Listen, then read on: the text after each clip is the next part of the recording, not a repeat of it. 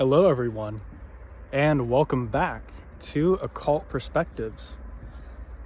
Your host, Tyler Smith here. What do I do on this YouTube channel?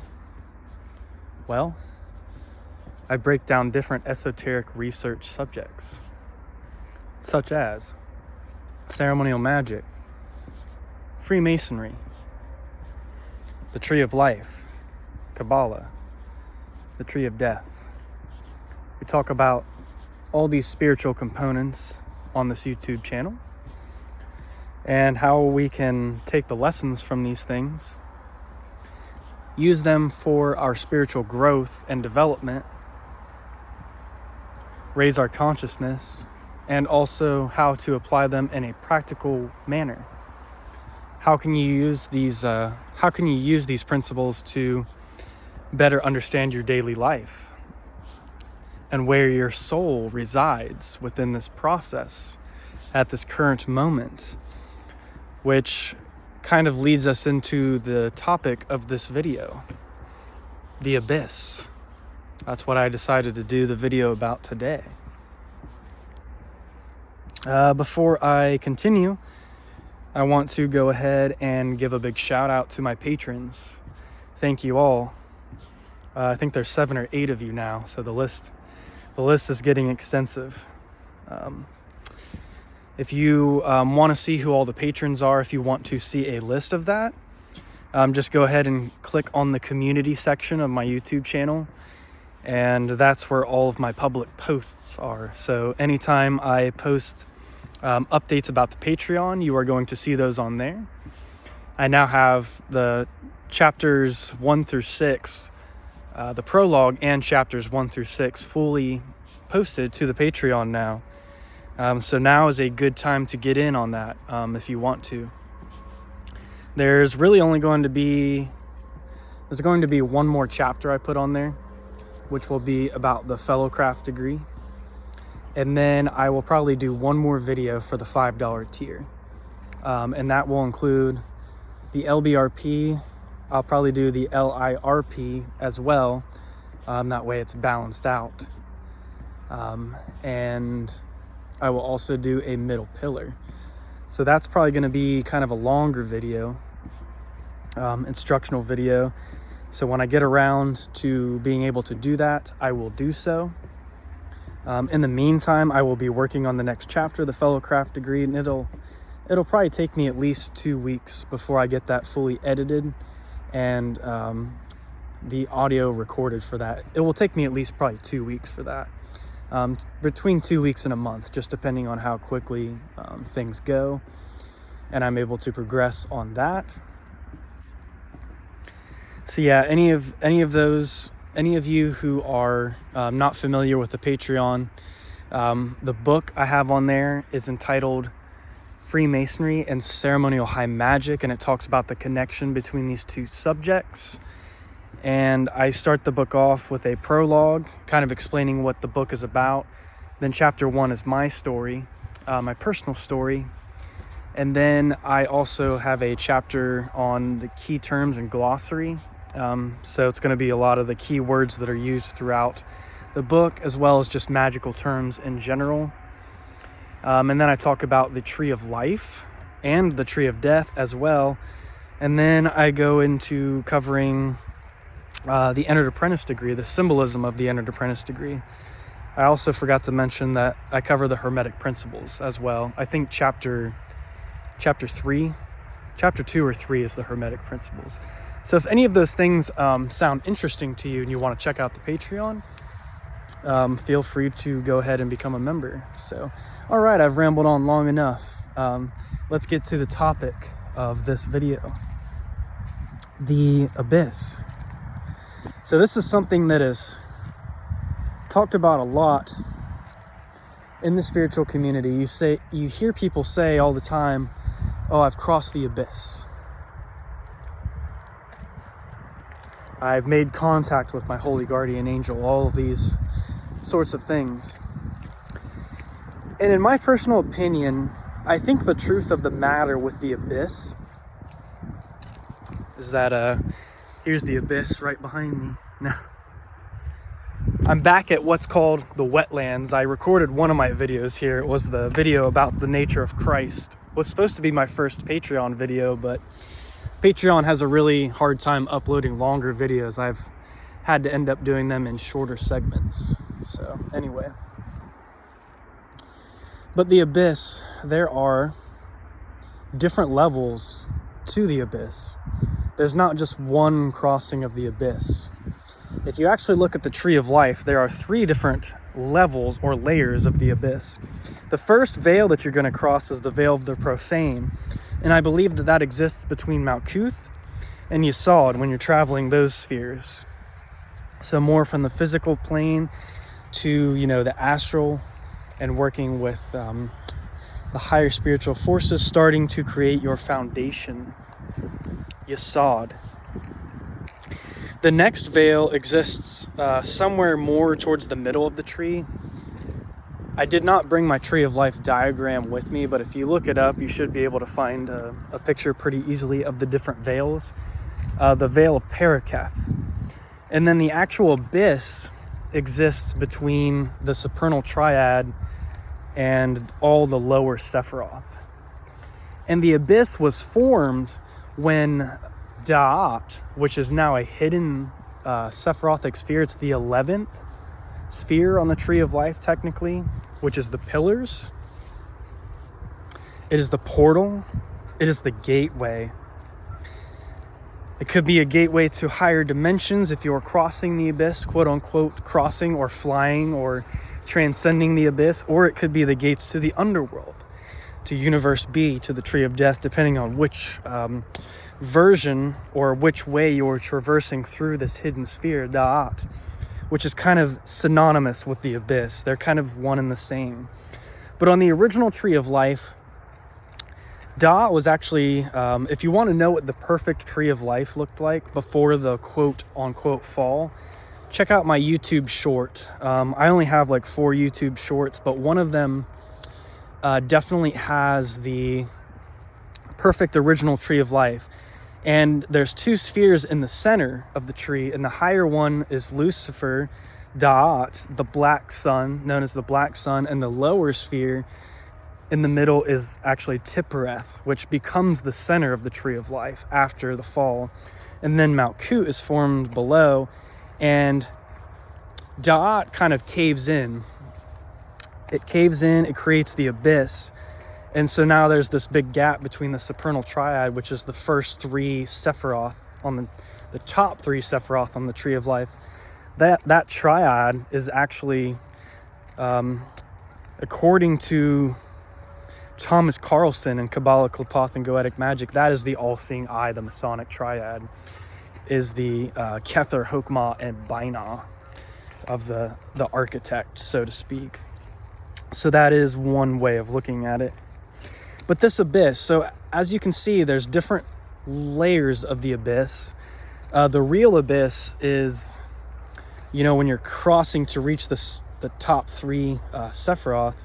But then there's also a reverse version of this as well. If you're working through the Qliphoth, if you're doing that initiatory journey, there is also a crossing of the abyss in that version as well. But it is a much harsher version. And there's like a lot more, I would say there's a lot more danger involved in doing that version if you fail to cross.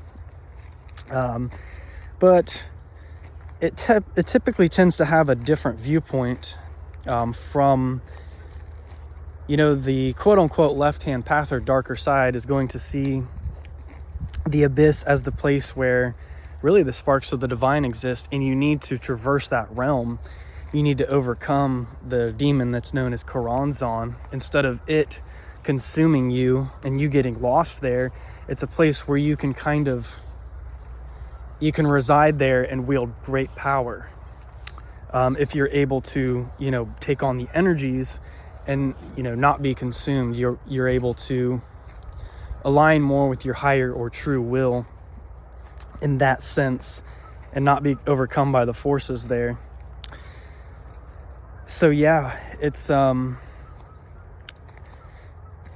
quote-unquote darker brother will see this more as an aspect or a way to gain power and basically triumph through hardship, of being stuck in those realms, of potentially being stuck in the abyss, but you overcome it.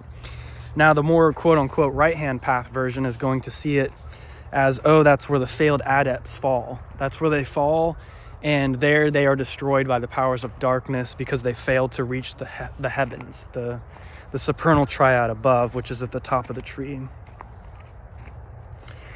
So, while I'm going to go ahead and say this. I might know a lot intellectually about the abyss, just from reading different books. And as I've done more of my occult studies, I understand a lot about both trees now, because I've studied the tree of death quite a bit. But I am not an initiate of that current. In other words, I'm not somebody who is actually traversing through the Qliphoth. While yes, we all have Qliphothic moments, and I have definitely, I think I have definitely crossed some of those lower abysses. I have not done the great crossing of the abyss yet. The one that, real advanced magicians, people who are actually doing the work. Because for me, occultism, that's not what I do, professionally. Or I guess it's not what I do, full time. I have my own, meditation practices that I do. I perform simple ceremonies, more along the lines of the basic stuff, getting into the middle pillar, the lesser ritual of the pentagram. I've even gone so far as the hexagram rituals and the LVX and things of that nature. But stuff that's much more advanced than that, not really. I've kind of been more of I work through sympathetic magic, and I have quite a speculative view on things. I'm not really in the traditional sense of the magician trying to gain so much quote unquote power, but really I'm just trying to follow my journey and come into contact with the forces that I'm meant to. And I think it is a time where I will be, at some point definitely working with some of these darker forces, but I will be doing it from a balanced place. It's not something I'm just going to go, head first into. I've worked with Lilith just a little bit, not much. I've worked primarily with angels, so I understand the angelic energies a lot more. But the angels can be harsh teachers as well. I've talked about this a little bit in prior videos as well. So basically what I'm getting at is I'm not an occultist who has taken it all the way, who has just dove headfirst in, as far as any of the quote-unquote darker practices, or really even advanced stages of quote-unquote the right-hand path. I just kind of do my meditations and my practices to help balance out my energies and kind of work on my internal temple. And I guess from that perspective, I could be seen as more of just a philosopher, who kind of practices some of these things. But I'm not someone who's really delving into the totality of the occult sciences. Even though I'm very much tapped into the spiritual world, I study this stuff, and I can intuitively pick up on a lot of different things as I'm learning about these forces. These forces are a part of us. So when we talk about angels, when we talk about demons, when we talk about any of these things like Choronzon and the abyss, these are all at the end of the day aspects of ourselves. So if we come to understand all of this as just being us, we are the source, us as source, it really comes down to the point working with, the tree of life and the tree of death and seeing it as a map of the universe. It really comes down to which portion of yourself, which degrees of existence are you wanting to work with? And then you can consciously go into them, experience them, and get basically experience points.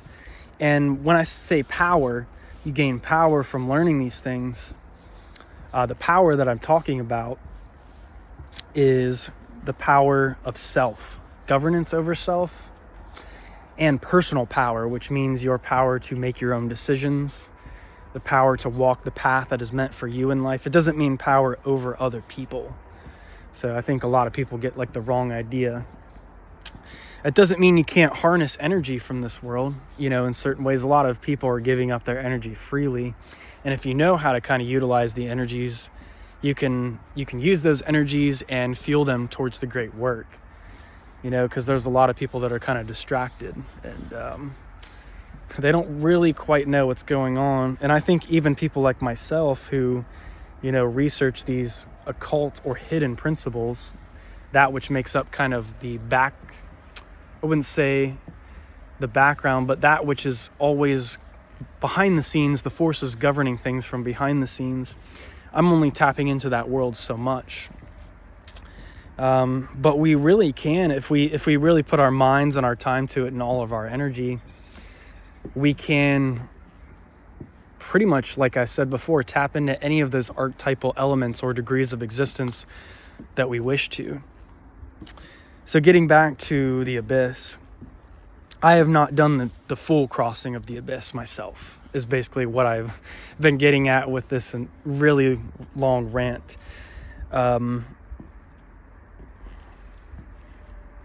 So that part has yet to come for me. There have been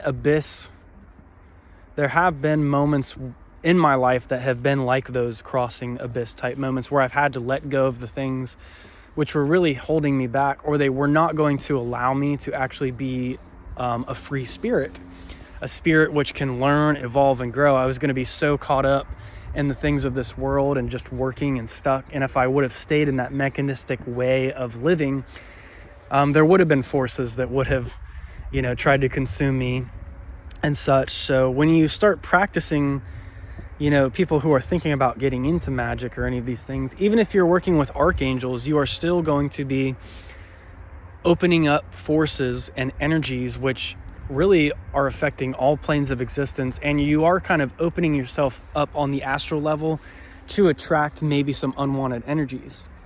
So you are going to have to come into contact with things which are adversarial in nature, which are not like evil or bad. These are things which are meant to make you stronger. So in my crossings of the lower, I'll call them the two lower abysses, I think I have at least definitely the veil of the profane on the lower portion of the tree, which is funny. In Freemasonry, the profane is actually basically what the world outside the lodge is technically anyone basically who's, I would say, is uninitiated. But it's not like a bad thing. The profane, it just means that which, basically that who is uninitiated. Not even just from like a Masonic standpoint, but to me, I mean, you don't have to be into this, obviously you don't have to be into this sort of stuff to be a decent human being. There's a lot of people who are wonderful, wonderful people, and this really isn't like this just isn't their jam. This isn't their kind of deal. So to me, those are not really the profane. That's a much deeper topic, and the context of that could be misunderstood. I'm not calling anyone profane, so to speak, but those of you who are watching this video, you know who I'm talking about. Basically just all the people out there who are self-entitled or whatever, but we don't even want to view those people as an enemy or something to be hated, because we have to remember those are aspects of our own self. So those are aspects of ourself that have not even maybe been fully integrated. And if you're attracting like those kind of experiences into your life, those kinds of people, there's something where you're not able to tap into the fullness of your own personal power. So, and that's why we do these practices. That's why we do these things, is to gain personal power, so you have more liberating freedom of conscious, able to make conscious decisions in your life without the profane, affecting what you're trying to do, the great work. So the abyss is this place where if you try to reach, basically source, and you still have fragments of your soul which are, stuck in the abyss, or if you have any part of your lower ego or animal nature that's not ready to make the jump, you can be in those realms consciously. You can visit the astral temples, you can be with a lot of those beings, and your mind could be one with God, it can be with Kether, but your physical body and the things that kind of hold you egoically here can cause you to basically quote unquote fall. You can get stuck in the abyss. And there have definitely been moments, even for me recently, where it's like, man, I kind of feel like I'm in that space where it can get really dark, and you feel that maybe in some ways you have failed as an initiate. And all of this is a part of the journey, so everything is happening basically for a reason. So even if you were quote unquote stuck in the abyss and you were attacked, quote unquote attacked by all of your inner demons, what are you going to do? Are you going to let yourself be destroyed, or will you allow yourself to be transmuted in this process? While you are in the abyss, will you become a stronger version of yourself than ever before? You can become the Dark Lord. You can become the force of chaos. Learn to guide chaos. You can't totally control chaos, but you can guide it, and you can utilize it. Use these forces of chaos to work in your favor so that you can become an architect. The architect you're meant to be in your life. So while the abyss can seem scary, it can be this dark place. It's this cavernous, place. It almost, it makes me think of, there's an episode of SpongeBob where SpongeBob, I don't know if it's just SpongeBob or if it's SpongeBob and Patrick, but they get stuck kind of down in this valley. And I forget how they get down there in this episode, but there's a giant monster in the abyss. I wonder if he's supposed to symbolize Karanzan maybe in some way. There's another being that's said to exist. Well, there's lots of beings that are said to exist in the abyss. Definitely read Kabbalah, Qliphoth, and Goetic Magic to learn a little bit more about the abyss. Really just occult literature in general. There's so many different, viewpoints on the abyss. You're going to get more of a quote-unquote right hand or a left hand path view of what the abyss is. And really both views are going to give you kind of a more holistic view. That way you can understand it from all the different degrees of what it really is. But anyway, getting back to SpongeBob, he's stuck down in here in the dark and there's some kind of monster, but he ends up transmuting that situation, and he ends up frying some food, I think, for the monster. I forget exactly how it goes, but Potato Man, if you're watching this, I'm sure you know what episode I'm talking about. So Potato is the username for one of the guys who pops into some of my live streams. So anyway, there's, when it comes to the abyss, I don't think there's really anything, to freak out about or to worry about, because in our lives, especially if we're trying to make really high jumps, frequency changes in consciousness, there may be a time where you're like, man, how did I get in this position? Maybe I just bit off a little bit more than I can chew, or I just really miscalculated a quote unquote jump, and now I'm somewhere that's really dark, and it's hard to it's hard to maybe handle or deal with the energies. And really all I can say is, especially in these times, I feel like the energies of this world are getting harsher and harsher sometimes, but it is pushing us. It is pushing us as humanity into an era forward, which really at the end of this Kali Yuga, there's supposed to be a golden age afterwards. So a lot of the seeds we are, we're planting right now in this age of consciousness, there's going to be a lot of dark times that come ahead. And it's going to be interesting what the next, couple thousand years are going to be like. I don't know when, as far as timelines, I'm not sure when the end of the Kali Yuga is supposed to be, but The thing is about when you hit the rock bottom, you know, when you hit this abyss, when you hit this location, and you hit, it's very symbolic of those moments in your life where you hit rock bottom, you know, whether this, you know, maybe someone's going through like substance abuse, you know, whatever it may be. Maybe it's abuse or something like this, and these trials will come, but when they're conquered, there reaches a certain point where there's nowhere to go but up. There's nowhere to go but up. There's nothing to do but rise like a phoenix from the ashes. And that's ultimately what happens if you don't allow the forces of the abyss to consume you. You become the light. You become the light bearer.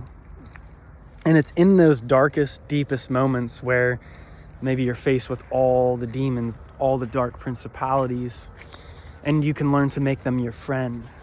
You can become friends with them. Realize that it is a part of you. Embrace it. Transmute it. Transform it.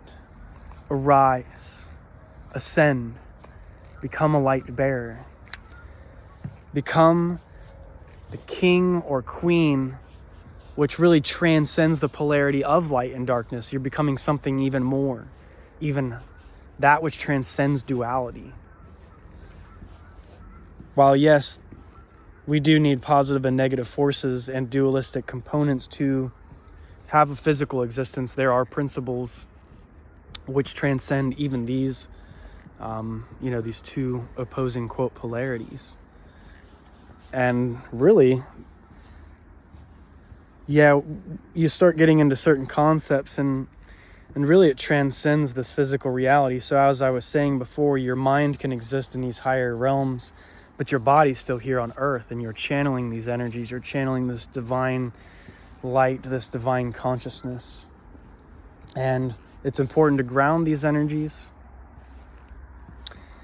It is important to take this understanding and, as I said before, use it to help transmute yourself in such a way that you are adding to your own personal power. You are adding to your ability to, we just hit 2733, that was cool. You are adding to your ability to essentially control the world around you. And you may not be able to control all the factors. You may not be able to control every little thing, but one step at a time, one motion at a time, one decision at a time. If you are patient and you have personal power and you have risen from the ashes, you become the immovable mover. The universe will do its thing. There will be creation. There will be destruction. But through you are still here. And you are still walking through the wastelands. You're still walking through the wastelands of, quote unquote, the apocalypse. Armageddon could be happening all around you, but your light is shining so bright. You have taken both the dark and the light principles and you have intertwined them and used them both to transcend that which, is the quote unquote crowning point. Become the queen, become the king, rise from the abyss, and you have this.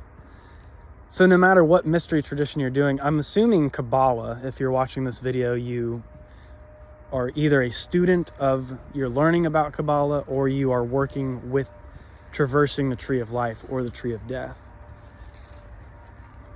But whichever system, I think the message of the abyss and the understanding of it is pretty much kind of all the same. What I mean is that it can, what I'm saying can be applied to any of the systems.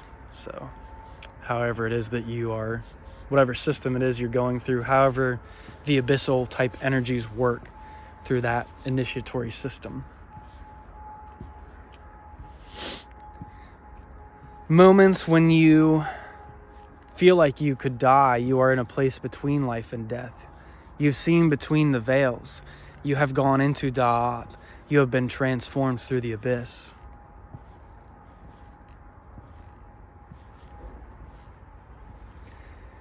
You know deep down to what level of the abyss you have overcome. Deep down, you know to what level that the abyss still binds and chains and holds you. Search deep within yourself and you'll find these answers. So you're going to find a lot more answers within than I can ever give you on this YouTube channel. But I hope that just sharing some of my opinions and some of my insights and just some of the things that I picked up over the years through unique life experiences, death and rebirth, all of these sorts of things. So this is what I'm here to do. I'm here to share what I do know and the light that I do carry and possess. So, alrighty, I think I'm going to go ahead and end the video there. I love you all. Thank you for watching. Tomorrow's Christmas Eve, so happy holidays, everyone. I hope you have an awesome holiday. You know, whatever it is that you celebrate. New Year's coming up too, so I'm hoping I'll get a video posted before New Year's. Don't know that I really have any special plans, so I prefer quiet environments and peaceful, intellectual, deep, esoteric conversations, which can be hard to come by these days. So that is why, one reason I am thankful for you guys here on this channel. So, alrighty, everybody. Until next time, peace and blessings.